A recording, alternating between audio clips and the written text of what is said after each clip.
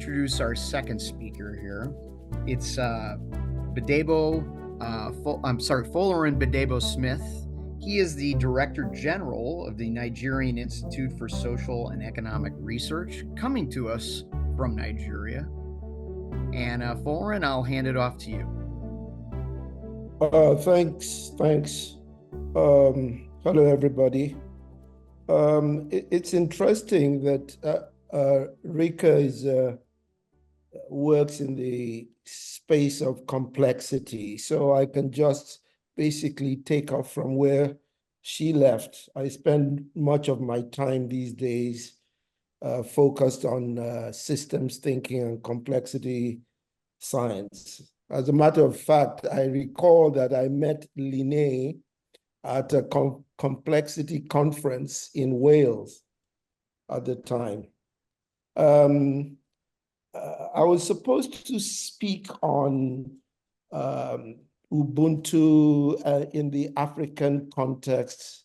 I thought about it from examples of the lived experience in Africa, and then I switched direction completely and thought I'd take it from just a thought experiment point of view.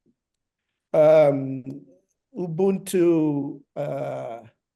there's the title of the book, Becoming Human, Being Human, and then there's Ubuntu, which is a transcendental type of humanism. Think of Maslow's hierarchy of needs. Ubuntu is at the top of that. You've gone way beyond self into way beyond society, and now you are in a sort of Christ-like environment. Ubuntu has some characteristics which may or may not be immediately obvious. First is the fact of its being obligatory. In the societies where it is practiced, you don't really have a choice. You are brought up in this business of thinking of the self and the group as one. You find it in old ancient societies, the Khoisan of South Africa, the Aborigines of Australia, and I can think of the Native American cultures. It evolved, in my thinking, in isolation from external influences, sort of like the Galapagos island species. It is philosophy evolved in a private space in pure play, no external influences. The nearest thing, of course, to this is the agape love in the Bible, which presents a set of guiding principles, sort of guardrails, if you like, for living a holistic, wholesome life, emphasizing things like benevolence, mercy, empathy, accommodation, and so forth. Then, I thought about it in terms of human beings rediscovering nature. We're talking about climate sustainability, complexity. All these are notions and knowledge that old societies already had, much like drawing wisdom from one's old illiterate grandmother. I think a lot has been lost in the shuffle of Western civilization, quote unquote. Many African societies have lost their Africanness and now blindly subscribe to a Western definition of life and well-being.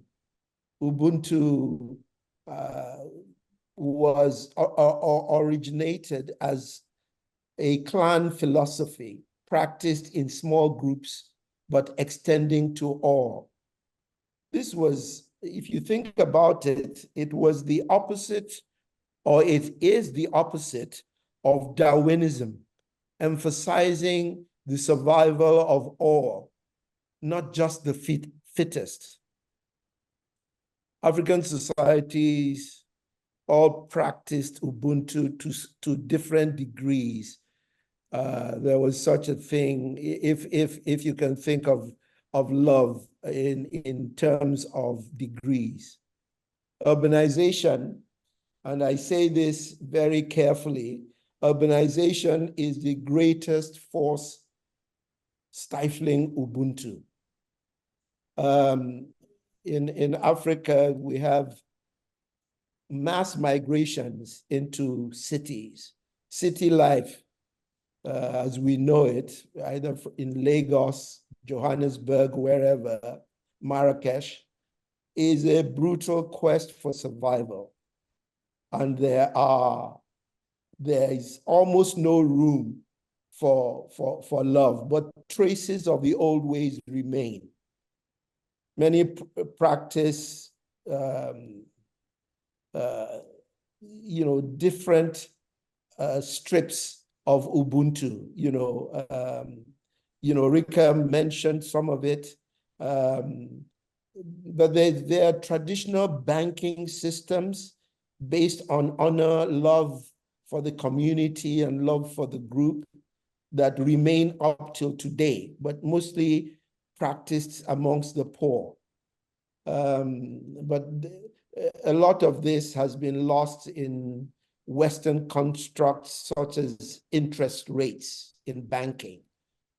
Other examples, I can think of other examples in Nigeria that have to do with internal migration.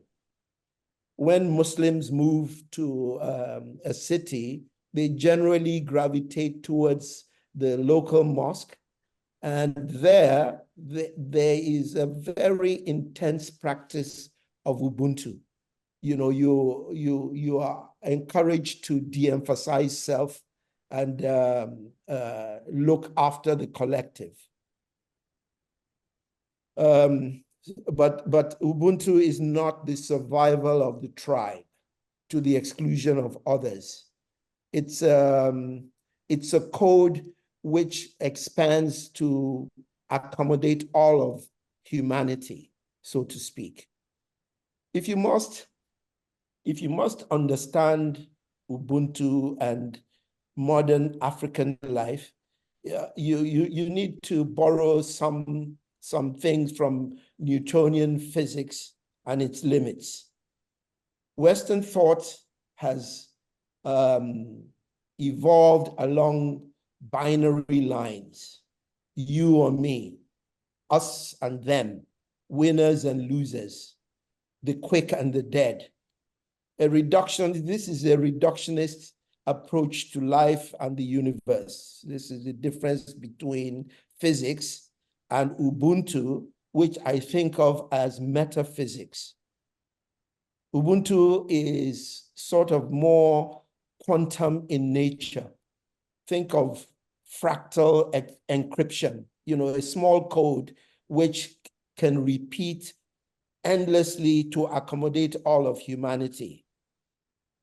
Fractal encryption in this sense is a survivalist code, and it emphasizes.